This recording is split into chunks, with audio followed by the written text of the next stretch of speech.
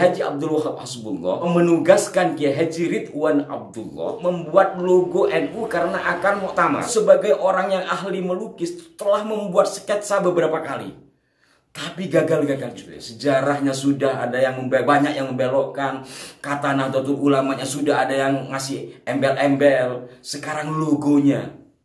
Jadi mohon kepada sahabat-sahabat Banser, mungkin juga Pagar Nusa, kenapa orang semakin berani melakukan hal itu? Bisa saja karena merasa dibiarkan. Assalamualaikum warahmatullahi wabarakatuh. Salam jumpa, salam sejahtera untuk Anda semua. Salam persaudaraan dari kami, Arah 9 Channel. Saudara-saudaraku, sungguh di luar dugaan, ternyata ada seorang yang merubah-rubah, mempleset-plesetkan logo Nahdlatul Ulama.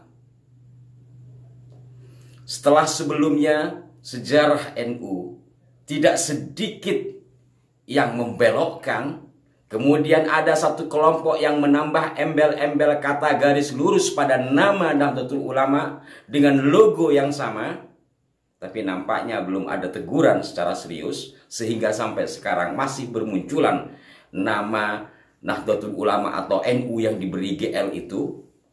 Tambah lagi sekarang logonya dengan dirubah berwarna merah, gambar bumi diganti dengan gambar beko atau eskavator, kemudian bintang-bintangnya diberi tanda-tanda RP, kemudian dolar, sementara NU dirubah jadi UN, Ulama Nambang.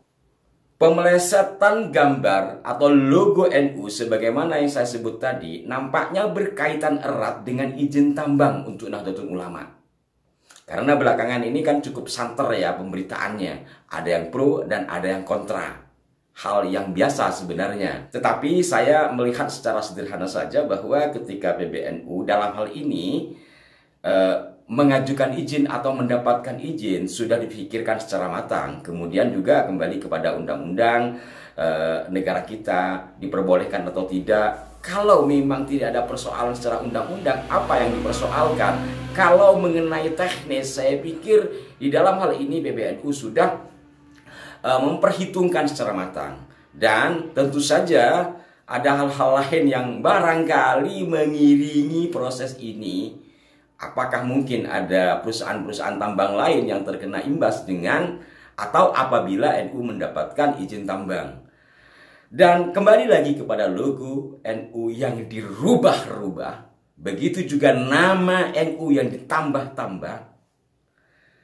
Sampai hari ini 23 Juni 2024, setelah saya melacak di pemberitaan ya belum ada pernyataan secara resmi dari PBNU. Yang ada adalah pernyataan dari salah satu ketua PBNU. Itu kan sifatnya pribadi ya, yang mengatakan itu tidak etis. Kiai Mukri mengatakan diwawancarai oleh wartawan itu tidak etis, tetapi beliau juga mengatakan belum menentukan sikap PBNU apakah akan menempuh jalur hukum atau tidak. Nah, sahabat-sahabatku sekalian, terutama saudara-saudara kita, warga NU, kaum Nahdliyin, perubahan logo seperti itu bukan hanya pemelesetan yang kemudian dianggap candaan. Satu logo, satu lambang itu kan bagian yang sangat penting dalam satu organisasi atau satu negara. Katakanlah Pancasila dirombak-rombak. Ini kan ada undang-undangnya. Begitu juga dengan logo NU. Ini konsekuensinya tentu pula berkaitan dengan persoalan hukum. Merubah logo otomatis merubah arti dari logo itu. Ini nggak main-main ya. Kalau mungkin seorang kiai ada yang bully, itu kan sifatnya pribadi. Kadang kita masih diam, atau saya lah ya. Malah yang kadang-kadang yang seperti itu kemudian lebih reaktif. Ini logo, lambang dari Nahdlatul Ulama. Dan proses pembuatan logo Nahdlatul Ulama sudah sangat umum diketahui, prosesnya tidak gampang. Menjelang muktamar NU yang pertama 1926, muktamarnya itu pada bulan September ya, itu Kiai Haji Abdul Wahab Hasbullah mengutus atau menugaskan Kiai Haji Ridwan Abdullah, karena Kiai Ridwan ini kiai seniman, kiai pelukis, diminta oleh Kiai Wahab untuk membuat logo NU karena akan muktamar. Saya tulis juga di dalam buku saya ini ya. Dan tidak mudah. Beliau sebagai orang yang ahli melukis telah membuat sketsa beberapa kali. Tapi gagal-gagal juga. Sampai 1,5 bulan beliau memikirkan kayak apa logonya. Bahkan sampai akhirnya Kiai Haji Abdul Wahab Asbullah menegur Kiai Haji Ridwan Abdullah. Kok nggak bisa-bisa, kok nggak kelar-kelar logonya. Ini muktamar sudah sebentar lagi. Kurang lebih segitulah, menggunakan bahasa yang mudah. Mentok akhirnya Kiai Haji Ridwan Abdullah melakukan salat istikharah. Setelah wirid memohon kepada Allah, beliau tertidur. Di dalam tidurnya beliau ditunjukkan gambar sebagaimana yang kita kenal hari ini. Artinya gambaran bahwa ada bumi dikelilingi bintang, kemudian ada tali atau tambang ya yang mengikat tetapi tidak terlalu kuat. Itu petunjuk di dalam istikharahnya, yang kemudian pada sekitar pukul 2 dini hari beliau terbangun mendapatkan isyarat itu, beliau langsung buat sketsa. Keesokan harinya baru beliau garap dengan menambah kata Nahdlatul Ulama dengan huruf Arab. Intinya hanya kata Nahdlatul Ulama yang berhuruf Arab itu yang kreatif dari Kiai Haji Ridwan Abdullah. Sementara gambar bumi, tambang atau tampar atau tali itu yang kemudian bintang, itu adalah dari hasil istikharah. Jadi nggak main-main. Kok tiba-tiba di samping seperti bintang melambangkan apa, tambang melambangkan apa, semuanya ada. Bahkan warna-warna kemudian kan setelah diwarnai itu juga ada. Ketika dirubah-rubah, ini kan merubah maknanya. Jadi saya pikir ini nggak main-main gitu ya. Sejarahnya sudah ada yang banyak yang membelokkan. Kata Nahdlatul Ulamanya sudah ada yang ngasih embel-embel. Sekarang logonya. Dimohonlah kepada sahabat-sahabat Barisan Ansor Serbaguna atau Banser ya untuk siagalah. Dalam pengertian siaga, barangkali bisa dengan mudah melacak siapa pelakunya itu, walaupun akunnya mungkin bisa dilacak, tetapi barangkali lebih mudah ketahuan orangnya. Ini bukan memprovokasi, karena Banser atau mungkin juga Pagar Nusa. Sebagai Pagar Nusa kan kadangkala diakronimkan pagarnya NU dan bangsa. Ini logo NU sudah dirusak, sahabat. Mohonlah kita kerjasama gitu. Artinya ini bukan memprovokasi untuk melakukan tindakan yang keras, tidak. Belum tentu juga jalurnya hukum. Umpamanya Banser ya, kan Banser banyak sampai ke tingkat ranting bahkan ya. Ini kan lebih mudah, ada di mana koordinasinya. Ya ditanyakan saja apa tujuannya, seperti apa dan bagaimana, dan tidak perlu dimintai dipaksa untuk minta maaf, tapi apa tujuannya dan kenapa seperti itu.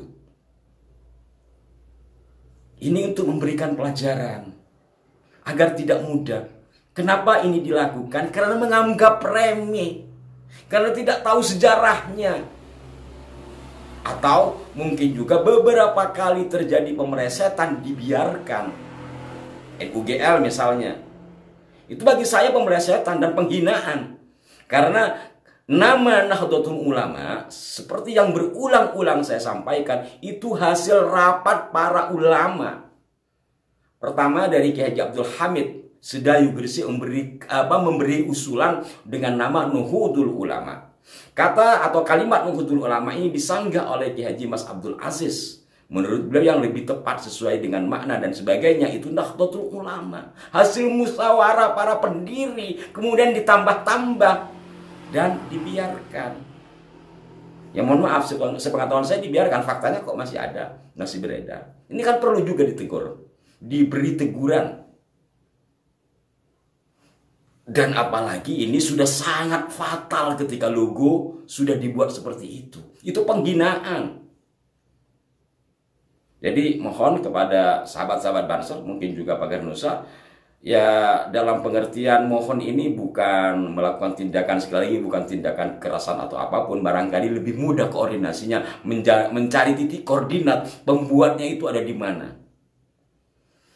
Demikian sahabat-sahabatku sekalian, mohon maaf kalau ya agak mendidih karena ya saya terbayang bagaimana susahnya mendirikan Nahdlatul Ulama. Prosesnya sangat panjang. Kalau saya merunut dari kisah yang disampaikan Kiai Haji As'ad Syamsul Arifin atau dari hasil penelitian Kiai Haji Khairul Anam, itu kan panjang prosesnya. Melalui istikharah, melalui pertemuan-pertemuan sampai pada akhirnya disepakati. Dan hal-hal lainnya juga yang mengiringi itu tidak mudah. Kemudian ada pihak-pihak yang membelokkan sejarahnya, dikatakan ada si Habib lah, siapalah yang turut serta di dalam berdirinya Nahdlatul Ulama, dan belakangan kemudian ditambah-tambah dengan hal-hal yang tidak semestinya, dan sekarang tambah parah lagi dengan logo yang dipleset-plesetkan. Sekali lagi mohon maaf. Sampai jumpa. Wassalamualaikum warahmatullahi wabarakatuh.